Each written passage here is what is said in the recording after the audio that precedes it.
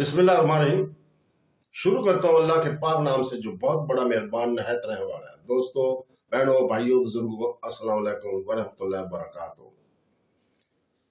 हम आपको खुशामदीद कहते हैं अपने इस बयानात के सिलसिले की 31 नंबर वीडियो में, और हम इसमें बयान करेंगे कि सूरह यूनुस का नाम हजरत यूनुस अलैहिस्सलाम के नाम पर क्यों रखा गया था।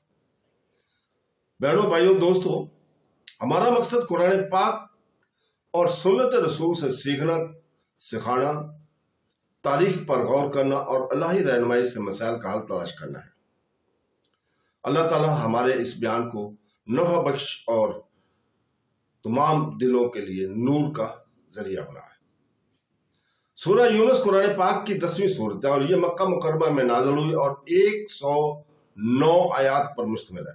इस सूरत का नाम हजरत यूनुस अलैहिस्सलाम के नाम पर रखा गया है। हालांकि इसका किस्सा यहाँ पूरी तफसील से बयान नहीं किया गया है। इनके बाद इस बाब का नाम रखना एक अहम सबक को उजागर करता है जो इनकी जिंदगी और तौबा मोमनों के लिए लाती है। कुरान पाक अपने अबवाब का नाम तसादवी तौर पर नहीं रखता। हर अनवान हिकमत का हामिल है और सूरह के मरकजी मौज़ूआत का अक्कासी करता है। सूरह यूनुस के मामले में नाम अल्लाह ताला की रहमत और मुश्किलात के बाद भी निजात की उम्मीद की तरफ तवज्जो करता है।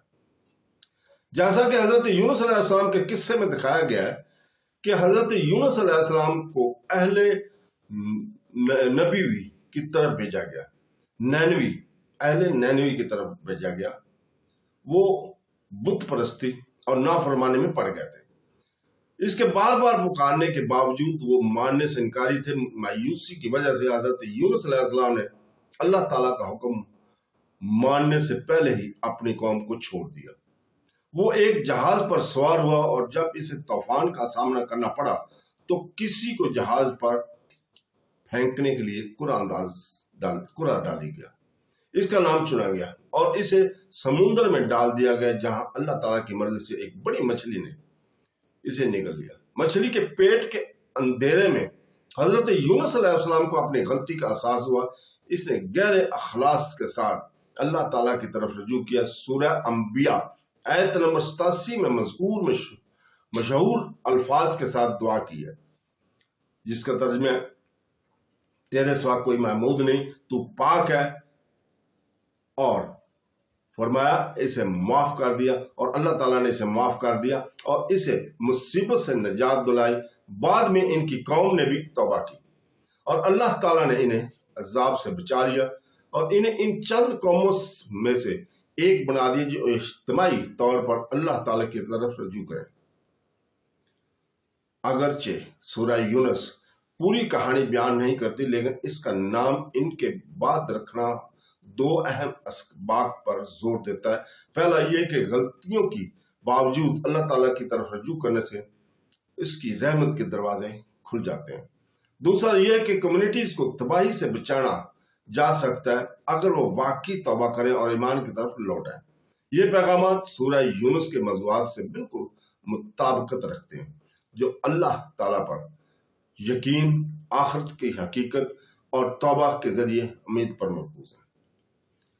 इस रहमत की अक्कासी करने वाली सूरह यूनुस की अहम आयात में से एक आयात नंबर 58 है, जिसका तर्जुमा है, कहो अल्लाह के फजल और इसकी रहमत से वो खुश हूं, ये इससे बेहतर है जो वो जमा करते हैं। ये आयत इस बात पर रोशनी डालती है कि अल्लाह ताला की रहमत दुनिया की माल से ज्यादा है। हजरत यूनुस अलैहिस्सलाम का किस्सा इस रहमत की अमली मिसाल है।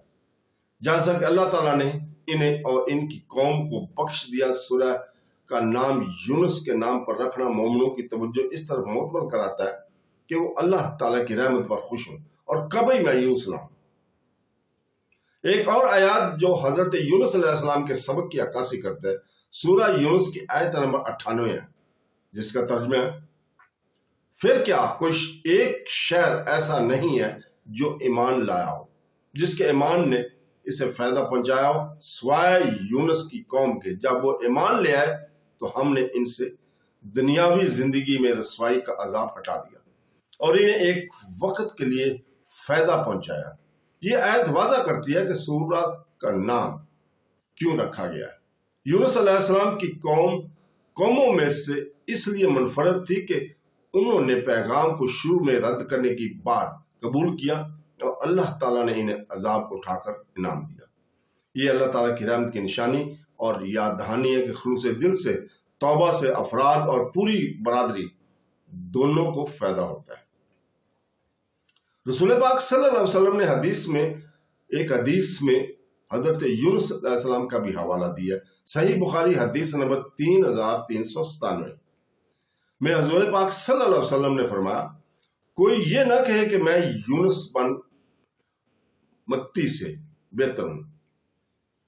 یہ حدیث حضرت محمد صلی اللہ علیہ وسلم کی عاجزی کو ظاہر کرتی ہے اور انبیاء کے درمیان حضرت یونس علیہ السلام کو دی گئی عزت اور تکریم کو نمایاں کرتی ہے۔ سورہ کا نام ان کے نام پر رکھ کر اللہ تعالیٰ نے ان کی میراث کا احترام کرنا اور اسباق پر زور دیتا ہے جو اس کی کہانی انسانیت کے لیے فراہم کرتی ہے۔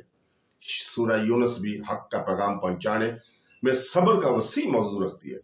جب حضرت یونس نے اپنی قوم کو جلدی سے چھوڑ دیا، نبی کریم صلی اللہ علیہ وسلم کو صبر کرنے اور انکار کے باوجود اپنے مشن کو جاری رکھنے کی یاد دہانی کرائی گئی۔ سورہ یونس کی آیت نمبر 109 میں اللہ تعالیٰ فرماتا ہے، جس کا ترجمہ ہے، اور اس کی پیروی کرو جو تمہاری طرف وحی کی جاتی ہے اور صبر کرو یہاں تک کہ اللہ فیصلہ کر دے اور وہ بہترین فیصلہ کرنے والا۔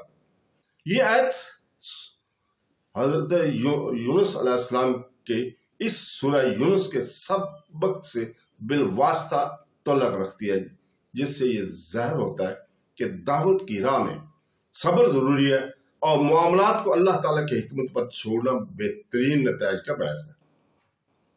سورہ یونس کا نام ان مومنین کے لیے امید کی علامت ہے جو اپنی کوتاہیوں کے ساتھ جدوجہد کرتے ہیں۔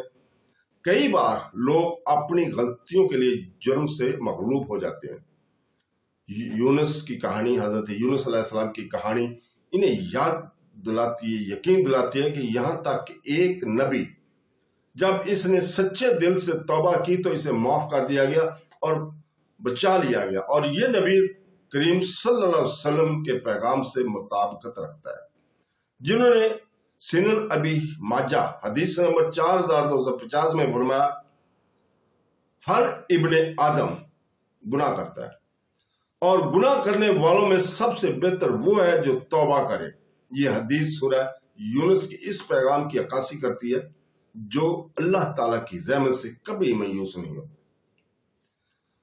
سورہ یونس کا نام حضرت یونس علیہ السلام کے نام پر رکھا گیا ہے کیونکہ اس کی کہانی میں توبہ، رحم اور اجتماعی نجات کی گہرے اسباق موجود ہیں۔ یہ ہمیں یاد دلاتا ہے کہ اللہ ان لوگوں کو معاف کرتا ہے جو خلوص دل سے اس کی طرف رجوع کرتے ہیں، چاہے وہ انفرادی ہوں یا پوری برادری۔ یہ سورہ حضرت محمد صلی اللہ علیہ وسلم کے مشن کو پہلے کے انبیاء کے ساتھ جوڑتی ہے اور صبر، توکل اور اللہ تعالیٰ کے فیصلے پر بھروسہ کرنے کا درس دیتی ہے۔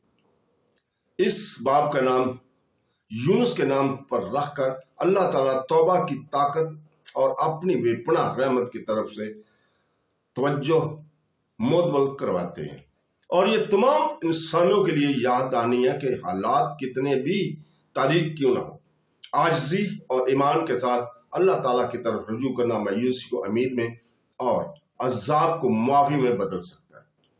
تو دوستو، بہنوں، بھائیوں، بزرگوں، ہم آج کی گفتگو یہیں پہ عاجزانہ دعا کے ساتھ ختم کرتے ہیں۔ اے اللہ تعالیٰ، ہمارے دلوں کو پاک کر، ہمارے اعمال کو قبول فرما، ہمارے گناہوں کو معاف فرما اور ہمیں اپنے شکر گزار بندوں میں شامل فرما۔